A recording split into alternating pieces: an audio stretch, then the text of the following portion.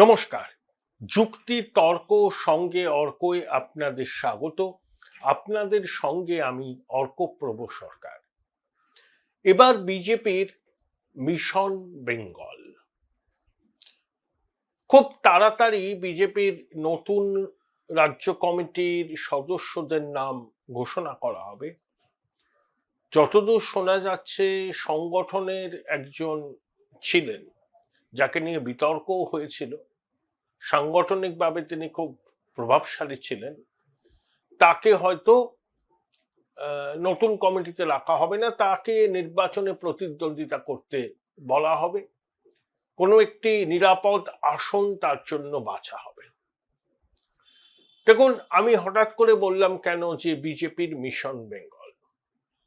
তার কারণ হচ্ছে বিহারের নির্বাচনের ফলাফলের যে ইঙ্গিত এক্সিট পোল থেকে পাওয়া গেছে, তাতে সবাই, একটাও আমি দেখলাম না যে অন্য কথা বলছে, তারাও দ্বর্থহীন ভাষায় জানিয়েছে যে এবার বিহারে আবার এনডিএর সরকার হতে যাচ্ছে। যদিও বিহার ভিত্তিক দুটি সংস্থা একটু অন্য কথা বলেছে, যদিও এক্সিট পোল সবসময় মেলে তা তো নয়, এটা একটা এক্সারসাইজ, কখনো মেলে কখনো মেলে না, কখনো একেবারে নির্ভুল হয় এক্সিট পোলের প্রেডিকশন। আমরাও একটা এক্সিট পোল করেছি, সেই এক্সিট পোলের সম্ভাব্য ফলাফল এরকম: এনডিএ জোট ন্যূনতম 133টি আসন পাবে। সর্বোচ্চ কত আসন পেতে পারে সেটা আমি বলিনি, সেটা অনেকটা বাড়ার সম্ভাবনা আছে, কিন্তু কোনো অবস্থাতেই এনডিএ জোটের আসন 133-এর নিচে নামবে না। মহাগঠবন্ধন সর্বোচ্চ 90টি আসন পেতে পারে, কমার সম্ভাবনা আছে যদি এনডিএর আসন বাড়ে। অন্যান্যরা, তার মধ্যে প্রশান্ত কিশোরের জনসুরাজ পার্টি আছে, মিম আছে, নির্দল আছে, তারা 20টির মতো আসন পেতে পারে সর্বোচ্চ। এনডিএর আসন বাড়লে তাদের আসনও কমবে। তাহলে অনেক রকম প্রেডিকশন চলছিল তো, যে এবারে নাকি মহাগঠবন্ধনের পক্ষে লহর হয়েছে বিহারে। আমি প্রথম থেকেই একটা জিনিস বলে আসছি, যে নীতিশ কুমারের নেতৃত্বেই এনডিএ আবার মন্ত্রিসভা তৈরি করবে বিহারে।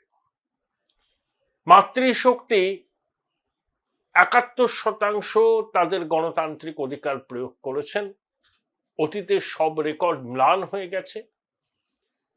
8% বেশি পুরুষ ভোটারদের থেকে মহিলা ভোটাররা ভোট দিয়েছেন। এটা কিন্তু প্রো ইনকামবেন্সি ভোট, অর্থাৎ নীতিশের সমর্থনেই এই ভোট। মহিলা মহলে নীতিশের জনপ্রিয়তার কারণ কি? এক, তিনি মদ নিষিদ্ধ করেছেন, যদিও চোরা পথে বিহারে মদের সরবরাহ আছে, কিন্তু একটা সরকার যখন মদ নিষিদ্ধ ঘোষণা করে, চোরা পথে যতই সরবরাহ আসুক, নিষিদ্ধ হওয়ার আগে বিহারে যেভাবে মদ বিক্রি হতো, নিষিদ্ধ হওয়ার পরে কিছুতেই সেই পরিমাণে মদ বিক্রি হয় না। এটা বিহারের মহিলারা স্বাগত জানিয়েছিলেন। দেখুন, আমাদের রাজ্যে তো সবুজ সাথী বলে একটা সরকারি প্রকল্প আছে, স্কুলের বাচ্চাদের সাইকেল দেওয়া। নীতিশ কুমার 2005 সালে প্রথমবার ক্ষমতায় এসেই এই প্রকল্পটা চালু করেছিলেন, মেয়েদের স্কুলে যাবার জন্য সাইকেল। তখন ধরুন যারা 5-6-এ পড়তো, তারা তো এখন ভোটের অধিকার হয়ে গেছে, তারা আগেও ভোট দিয়েছেন, দু একটা নির্বাচনে, এবারও দিয়েছেন। তাদের সমর্থনটা কিন্তু নীতিশের দিকে আছে। এবং ওই যে 2 লক্ষ টাকা করে দেয়া হবে, কি বলবো আর কি, ছোটখাটো ব্যবসা বাণিজ্য করার জন্য মহিলাদের, তার মধ্যে 10,000 টাকা আগেই দিয়ে দেওয়া হয়েছে। এখন ভালো একটা যদি প্রকল্প মহিলারা করতে পারেন, বাকি টাকাও দেওয়া হবে। কিন্তু যে 10,000 টাকা দিয়েছে সেই টাকা কিন্তু ফেরত দিতে হবে না। সেই মাতৃশক্তি কোনো প্রকল্প চালু করুন বা না করুন। তাই মহিলা মহলে নীতিশের জনপ্রিয়তার কোনো ভাটা পড়েনি। আর বিহারের কাস্ট অ্যারিথমেটিকটাও নীতিশের পক্ষে গেছে, মহাগঠবন্ধনের পক্ষে কাস্ট অ্যারিথমেটিক কাজে লাগেনি। এই প্রতিবেদন যখন দেখবেন তখন আরো পরিস্থিতি সামনে আসবে, এবং পরে যখন আপনারা এই প্রতিবেদন দেখবেন 5-6 দিন বাদে, তখন পূর্ণাঙ্গ ফলাফলটা প্রকাশিত হয়েছে। এখন বিহারে ভোটের জয় এনডিএর কাছে খুব কাঙ্ক্ষিত ছিল, কারণ 2024-এ লোকসভা নির্বাচনে বিপর্যয়, আমি বলবো বিজেপির কাছে বিপর্যয়, 400টা আসন পাবো এই প্রত্যাশা নিয়ে তারা 240-এ থেমে গিয়েছিল। তারপর কিন্তু বিজেপি আস্তে আস্তে ঘুরে দাঁড়িয়েছে, দিল্লিতে জিতলো, হরিয়ানায় কংগ্রেসের মুখ থেকে জয় ছিনিয়ে নিল, মহারাষ্ট্রে একই ফলাফল হলো, যে মহারাষ্ট্রে আইএনডিআইএ জোট লোকসভায় অভূতপূর্ব ফলাফল করেছিল, কিন্তু বিধানসভায় তারা মুখ থুবড়ে পড়ে। এরপর যদি বিহারে এনডিএ ক্ষমতা দখল করে, যার সম্ভাবনা উজ্জ্বল, তাহলে কিন্তু তাদের নেক্সট টার্গেট হচ্ছে পশ্চিমবঙ্গ, এটা নিয়ে কোনো সন্দেহ নেই।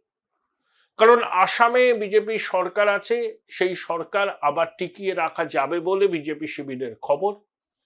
তামিলনাড়ুতে এআইএডিএমকের সঙ্গে বিজেপির জোট, সেখানে লড়াই হবে, যদিও স্টালিনের ডিএমকে অ্যাডভান্টেজিয়াস পজিশনে, সেখানে বিজেপির ছোট শরিক। কেরালায় বিজেপি চেষ্টা করবে যতটা পায়ের তলায় মাটিটা শক্ত করা যায়। প্রথমবার কেরালা থেকে একজন লোকসভার সাংসদ হয়েছে বিজেপির, সুরেশ গোপী, তিনি কেন্দ্রের মন্ত্রী পর্যন্ত হয়েছেন, অভিনেতা। তো মূল টার্গেট কিন্তু পশ্চিমবঙ্গ, এবং অমিত শাহ কিন্তু বারবার করে বলছেন যে এবার যে কোনো ভাবে বিজেপির সরকার হবে। দেখুন, অমিত শাহকে রাজনৈতিক মহল চাণক্য বলে তুলে ধরেন, তার ইলেকশন স্ট্র্যাটেজি নাকি এমনই নিখুঁত, কিন্তু দুঃখের বিষয় হলো অমিত শাহের এই সুনাম পশ্চিমবঙ্গে কার্যকর হয়নি, 21-এ হয়নি, 24-এ হয়নি। এবার অমিত শাহের কাছে এটা ব্যক্তিগত সম্মানের প্রশ্ন, এবং তার জন্য কিন্তু যা যা করার তাই তাই তিনি করবেন, এবং বিজেপি করবে।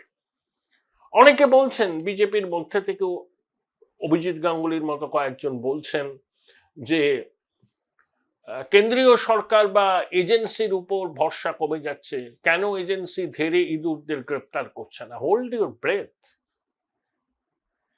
যা করার তা হবে, অতটা বিচলিত হবেন না।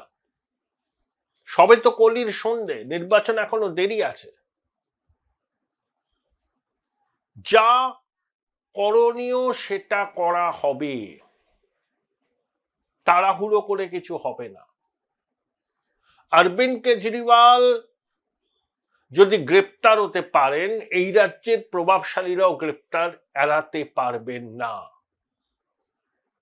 হেমন্ত সোরেন যদি গ্রেপ্তার হতে পারেন, এই রাজ্যের প্রভাবশালীরাও গ্রেপ্তার এড়াতে পারবেন না, কারণ তাদের বিরুদ্ধে যথেষ্ট তথ্য প্রমাণ আছে। কিছু মিসিং লিঙ্ক এখনো হয়তো আছে, সেগুলো জোগাড় করে মালাটা গাঁথার উদ্যোগটা নেওয়া হয়েছে, এবং সবুজ সংকেত কিন্তু পাওয়া গেছে, এজেন্সির কাছে সবুজ সংকেত এসছে যে তোমরা যদি মনে করো তোমরা পদক্ষেপ নেবে, কড়া পদক্ষেপ নেবে, নিতে পারো, কিন্তু তার আগে মাটিটা শক্ত করে আঁটঘাঁট বেঁধে নামতে হবে, এবং আদালত গ্রাহ্য নথি প্রমাণ দাখিল করতে হবে। কেউ তো কখনো ভাবেনি যে পার্থ চট্টোপাধ্যায় জেল যাবেন, কেষ্ট তিহারে গড়াগড়ি খাবেন, বালু মল্লিক জেল খাবেন, কেউ কেউ ভেবেছিল? এখন পার্থ চট্টোপাধ্যায় প্রায় 3.5 বছর জেলে এবং হসপিটালে থেকে বেরিয়ে এসছেন। এখন তিনি বলছেন যে তিনি ভিকটিম অফ দ্য সার্কামস্টান্সেস, তাকে ফাঁসানো হয়েছে। কতগুলো সংবাদ মাধ্যমকে দেখলাম পার্থর এই ঘরে প্রত্যাবর্তনকে নিয়ে তারা খুবই আনন্দিত, মানে আবেগ একদম কলম থেকে ছলকে ছলকে পড়ছে। আরে পার্থ, মানিক, ওই কতগুলো আমলা এবং প্রভাবশালী, তাদের জন্যই তো এই শিক্ষা ব্যবস্থাটাকে একেবারে লাটে তুলে দেওয়া হয়েছে না। যেভাবে চাকরি বেচা হয়েছে, চাকরি, মাছ বাজারে মাছ যেমন ভাবে বিক্রি হয় দরাদরি করে,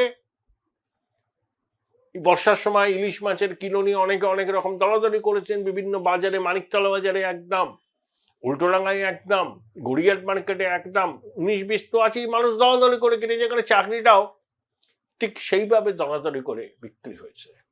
তাই যারা পার্থর জেল মুক্তি নিয়ে উচ্ছ্বাস প্রকাশ করছেন তারা জেনে রাখুন, এটি কলঙ্কিত ব্যক্তিত্ব হচ্ছে এই পার্থ চট্টোপাধ্যায়। আমাদের শিক্ষাটার মেরুদণ্ডটা ভেঙে দিয়েছেন এই পার্থ, মানিক, ওই কতগুলো আমলা, এরা সবাই মিলে চৌর্যবৃত্তির সাম্রাজ্য প্রতিষ্ঠা করেছেন এরা। আজকে 3.5 বছর জেল কেটে জামিনে বেরিয়ে কেউ যদি বলেন যে তিনি নির্দোষ, তার কথা শুনে ঘোড়াও হাসবে। আবার পার্থর কিছু চামচা বলছেন বেহালা পশ্চিমে দাদাকে চাই, দাদা দাঁড়ান, মানুষ বুঝিয়ে দেবে। তবে তৃণমূল এই ভুলটা করবে বলে আমার মনে হয় না। পার্থর বিরুদ্ধে চার্জশিট হয়েছে, এখন তো চলবে আদালতে। তা পার্থ তো সততার মূর্ত প্রতীক নয়, তার বিরুদ্ধে চার্জশিট হয়েছে, বিচার প্রক্রিয়া শুরু হবে, তাই তার জামিন মঞ্জুর করেছে সুপ্রিম কোর্ট, দ্যাটস অল। সে নির্দোষ প্রমাণিত হয়নি। তাকে নিয়ে আধিক্ষেতা বাংলা সংবাদ মাধ্যমের একটা অংশের হাসি পায়। যে লোকটা এবং তার সাঙ্গপাঙ্গরা এতগুলো মানুষকে পথে বসালো, এতগুলো পরিবার ভেসে গেল, তাকে নিয়ে বাংলা সংবাদ মাধ্যমের একাংশের এই আদেখলাপনা সত্যি লজ্জা করে। মানে এরা কিভাবে, এরা যা বলবে, যা দেখাবে, যা লিখবে, বাংলার মানুষ সব একেবারে গ্রহণ করবেন? বাহ, একেবারে সারসত্যটুকু বলেছেন। সারসত্যটা হলো এই, পার্থ নির্দোষ নয়। চার্জশিট দাখিল হয়েছে, আদালতে বিচার চলবে, সেই জন্য তাকে মুক্তি দিয়েছে সুপ্রিম কোর্ট জামিনের শর্ত সাপেক্ষ। তাহলে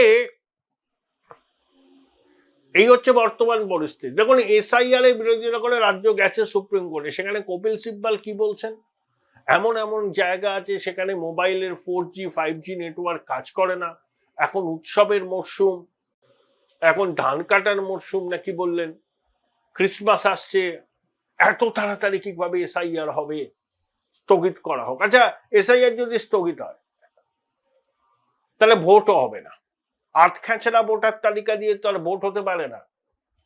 তাহলে এই সরকারের মেয়াদ শেষ হলে রাষ্ট্রপতি শাসন জারি হয়ে যাবে, ভোট না হলে কি হবে, শূন্যস্থান তো থাকে না, প্রশাসন তো চলবে, তখন এসআইআর হবে, তারপরে ভোট হবে। পুরনো ভোটার তালিকাকে সামনে রেখে নির্বাচন হবে না, এটা স্পষ্ট শুনে নেওয়া ভালো। দেয়াল লিখনটা স্পষ্ট, সুপ্রিম কোর্ট কখনোই এসআইআর প্রক্রিয়ায় স্থগিতাদেশ দেবে না, দেয়নি। বিহারে তো নতুন তালিকায় ভোট হয়ে গেল, অন্যান্য রাজ্যে তো চলছে এসআইআর, ফর্ম বিলি শেষ পর্যায়ে, 4 ডিসেম্বরের মধ্যে এই পর্বটা শেষ হয়ে যাবে, আবার শুনানি 26শে নভেম্বর। অতএব এসআইআর প্রক্রিয়াকে বানচাল করবার জন্য অনেক চেষ্টা করেছে শাসক। আমাদের পয়সায় বড় বড় আইনজীবী নিয়োগ করা হয়েছে যাতে ভোটার তালিকা সংশোধন নির্বাচন কমিশন করতে পারে। দিদিমণির এত ভয় কেন, খোকাবাবুর এত ভয় কেন? জন্ম থেকে মৃত্যু পর্যন্ত সরকার মানুষের পাশে আছে। হরে করম্বা প্রকল্প, লক্ষ্মীর ভান্ডার, কন্যাশ্রী, রূপশ্রী, সবুজ সাথী, স্বাস্থ্য সাথী, সমব্যথী, আরো কত কিছু আছে। যারা এত কাজ করেছেন, দিদিমণি 90% কাজ করে দিয়েছেন, তাও এসআইআর এর আতঙ্কে ঘুম উড়েছে। না, এটাই হচ্ছে ভয়ের লক্ষণ। একটা সাংবিধানিক প্রতিষ্ঠান সাংবিধানিক দায়িত্ব পালন করবে, সেটাকে ভেস্তে দেওয়ার জন্য কপিল সিব্বলদের মতো আইনজীবীকে আমাদের করের টাকায় রাজ্য সরকার নিয়োগ করছে সুপ্রিম কোর্টে। এদের লজ্জা শরম বলে কিছু নেই। তাহলে এই রাজনৈতিক পরিস্থিতি, আর একটা ঘটনা ঘটবে দেখে নেবেন কিছুদিনের মধ্যে, হেমন্ত সোরেন আইএনডিআই এ জোট ছেড়ে বেরিয়ে এসে এনডিএ জোটে সামিল হবে। খুব তাড়াতাড়ি এই ঘটনাটা ঘটবে। এবং বিহারে নির্বাচনী ফলাফল যদি এক্সিট পোলের মতো হয় এই প্রতিবেদন যখন আপনারা আবার কয়েকদিন বাদে দেখবেন তখন পরিষ্কার হয়ে যাবে, তখন আর এই যদি কিন্তু থাকবে না, কি ফলাফল হলো। যদি এক্সিট পোলের পূর্বাভাস মতো এনডিএ জোট বিপুলভাবে ক্ষমতায় আসে, বিহারে দশমবারের জন্য মুখ্যমন্ত্রী হিসেবে শপথ নেন নীতিশ কুমার, তাহলে দিদিমণি জেনে রাখুন, আপনি আর নবান্নে ফিরতে পারবেন না। Join Indian Institute of Hotel Management now. Right choice, right decision. কিছুতেই ফিরতে পারবেন না। নির্বাচনটা যদি নির্বাচনের মতো হয়, মানুষ যদি তার গণতান্ত্রিক অধিকার প্রয়োগ করতে পারেন, তবে এই চৌর্যবৃত্তির সাম্রাজ্যের অবসান হবে বলে অনেকে মনে করছেন। তার কারণ এই সরকার তো নতুন করে কিছু বলতে পারবে না মানুষের কাছে, আমরা এই করব সেই করব। 15 বছর ধরে অনেক করেছেন, কি করতে পারে এরা সেটা মানুষ জানে। দেখুন, বিহারে এনডিএ ক্ষমতায় আসলো, আসামে সরকার করলো, উড়িষ্যায় করলো, ঠিক আছে। বিজেপির কাছে সব থেকে চ্যালেঞ্জ হচ্ছে শ্যামাপ্রসাদ মুখোপাধ্যায়ের জন্মভূমি এবং কর্মভূমিতে বিজেপির সরকার তৈরি করা। সেই লক্ষ্য যাতে পূরণ হয় সেই জন্য বিজেপি চেষ্টার কসুর করবে না। কি কি করতে পারে তারা? দেখুন, এসআইআর এর পর একটা তো ভোটার তালিকা প্রকাশিত হবে, তাতে অনেক নাম বাদ যাবে। এই নিয়ে আমি এটা পরে প্রতিবেদন করব। 2, প্রার্থী তালিকা নিয়ে তৃণমূলের অসন্তোষ চরমে হবে, উঠবেই উঠবে। সব বিধায়ক টিকিট পাবেন না। এক এক জায়গায় প্রার্থী হতে চান 30 থেকে 40 জন। দেখবেন তৃণমূল একদম শেষ বেলায় প্রার্থী তালিকা ঘোষণা করবে, যাতে এই ক্ষোভ বিক্ষোভগুলোকে যতটা সম্ভব ঠেকিয়ে রাখা যায়। কারা কারা প্রার্থী হবেন তা নিয়ে এয়ার অ্যাপারেন্টের সঙ্গে দিদিমণির সংঘাত অনিবার্য। এয়ার অ্যাপারেন্ট চাইবেন তৃণমূলের প্রার্থী তালিকায় তার অনুগামীরা যেন সংখ্যাগরিষ্ঠ হয়। মমতা বন্দ্যোপাধ্যায় এটা কিছুতেই মেনে নেবেন না। তিনি চাইবেন তার পুরনো লোকজনকে যত বেশি সম্ভব প্রার্থী তালিকায় জায়গা দিতে। অনেক মন্ত্রীর নাম কাটা যাবে, এরকমই খবর পাওয়া যাচ্ছে। যদিও তৃণমূল সম্পর্কে এই ধরনের স্পেকুলেশন করা ঠিক নয়, কারণ ওটা প্রোপ্রাইটারশিপ কোম্পানি। শেষ মুহূর্তে ছোটবাবু পিসিমণির ভাব হয়ে গেল, তখন সব এক হয়ে যাবে, আঁটি গড়াগড়ি খাবে। তৃণমূলের নেতারা এটা জেনে রাখুন, আপনারা ছোটবাবুর পক্ষে আছেন, পিসিমণির আপনাদের পছন্দ করছেন না, আবার পিসিমণির পক্ষে আছেন বলে খোকাবাবু পছন্দ করছেন না। রাজ্যের এক মন্ত্রীর ক্ষেত্রে এই হয়েছে, যিনি খোকাবাবুর একদম ঘনিষ্ঠ সহচর ছিলেন, আমার নেতা বলে আর্তনাদ করতেন, সেই ভদ্রলোক এবার টিকিট পাবেন কিনা তা নিয়ে সংশয় আছে। তার বিধানসভা কেন্দ্রে বা আশেপাশের কেন্দ্রে খোকাবাবু যাচ্ছেন, পুজোয় গেছিলেন, ফুচকা খেয়েছেন, সেই মন্ত্রীকে কিন্তু ডাক পড়েনি। তার বদলে ওই জেলার খুদে ভাইপো সে ডাক পেয়েছে। আসলে অনেকে বলেন, জানেন তো, এরা খুব ভিন্ডিকটিভ। আমি জানি না ভিন্ডিকটিভ কি ভিন্ডিকটিভ না, যারা এদের ঘনিষ্ঠ সংস্পর্শে এসছেন তারাই বলতে পারবে। দিদিমণির ঘনিষ্ঠ এক সাংবাদিক প্রবর কয়েকদিন আগে নবান্নে বড় বড় বাতচিত করেছেন যে মহাগঠবন্ধন নাকি অ্যাবসলিউট মেজরিটি নিয়ে ক্ষমতায় আসছে, ফলাফল বেরোলে মুখ লুকোবার জায়গা পাবেন না। এরাই 2019 সালে বলেছিল বিজেপি অনেক শতাংশ ভোট পাবে, 3টে আসন পাবে, তা পেয়েছিল 18টা আসন। আমি সেই সাংবাদিক প্রবরকে বলেছিলাম, দাদা তোমার অ্যাসেসমেন্ট ঠিক নয়, হ্যাঁ তোরা কিছু বুঝতে পারছিস না, বিজেপিকে নিয়ে যে উন্মাদনা বাস্তবে তা নেই। বললাম, দেখো ওটা লোকসভা নির্বাচন, নরেন্দ্র মোদীর নেতৃত্বের প্রতি গণভোট, তারপর ঠিক পুলওয়ামা আগে হয়েছে, দেখো এবার একেবারে খেলা ঘুরে যাবে। তাই হয়েছিল, তারপরেই তো প্রশান্ত কিশোরের মঞ্চে আক্রমণ। তো এবারে বিজেপির পক্ষে অ্যাডভান্টেজটা কি দেখুন, বিহারে জিতলে পরে রিনিউড ভিগারে তারা ঝাঁপাবে। আইএনডিআই জোট হতোদ্যম হয়ে যাবে, আইএনডিআই এর জোটে ভাঙন অবশ্যম্ভাবী, এবং সংসদের শীতকালীন অধিবেশনেই তখন আপনারা দেখবেন ছন্ন ছাড়া আইএনডিআই জোট। তাহলে তখন বিজেপির শীর্ষ নেতৃত্বের রাজনৈতিক লক্ষ্য একটাই, বাংলায় পদ্ম ফুল ফোটানো। বিজেপিতে রিসোর্সের অভাব নেই, বহু নেতা ক্যাম্প করে থাকবেন এখানে, অমিত শাহ ঘন ঘন আসবেন, তার জন্য একটা বাড়ি পর্যন্ত দেখা হচ্ছে, তার নিরাপত্তার কথা মাথায় রেখে। কিন্তু দিল্লির খবরদারি হবে না, তারা ভ্যালু এডিশন করবেন, ব্যাকরুম কাজটা করবেন, রিসোর্স মোবিলাইজেশন এবং রিসোর্স যাতে প্রপারলি ইউটিলাইজ হয় সেটা এনশিওর করবেন। বাকিটা আমাদের রাজ্যের বিজেপির যে নেতারা আছেন তারাই করবেন।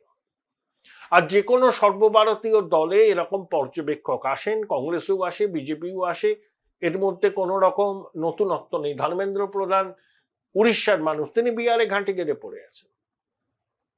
এটাই হয়। 2021-এ বিজেপি ভুল করেছিল, কারণ কৈলাস বিজয়বর্গী আস্ফালন শুরু করেছিলেন, অরবিন্দ মেনন, শিবপ্রকাশ।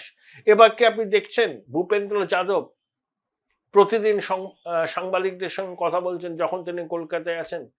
সুনীল বানসালকে তো আমি কোথাও কোনো বিবৃতি দিতে দেখিনি। আরো অনেকে আসেন, নিবৃত্তে আসেন, কাজ করেন, চলে যান। এটা একটা সর্বভারতীয় দলের কাঠামো, এই কাঠামোর কোনো রকম পরিবর্তন হবে না। কেউ যদি মনে করেন যে দিল্লির নেতারা আসবেন না, সবকিছু এ রাজ্যের নেতারা করবেন, তারা ঠিক বলছেন না। সর্বভারতীয় দলে এটাই কাঠামো, এই কাঠামোটা মেনেই তারা রাজনীতি করেন। তথাগত বাবুর মতো মানুষ বলছেন, কারণ 21-এর অভিজ্ঞতাকে সামনে এনে বলছেন যে কামিনী কাঞ্চনের প্রলোভনে পা দিয়েছিল। এবার প্যারাডাইম শিফট হয়েছে বিজেপির। খুব একটা জয় শ্রীরাম শোনেন, বরঞ্চ জয় মা কালী, জয় মা দুর্গা শোনেন। প্রধানমন্ত্রীর মুখে বিষ্ণুদের কথা, বন্দে মাতরমের 150 ধুমধাম করে পালন করা হচ্ছে, ভোটমুখী বাংলাকে বার্তা দেওয়া। এবং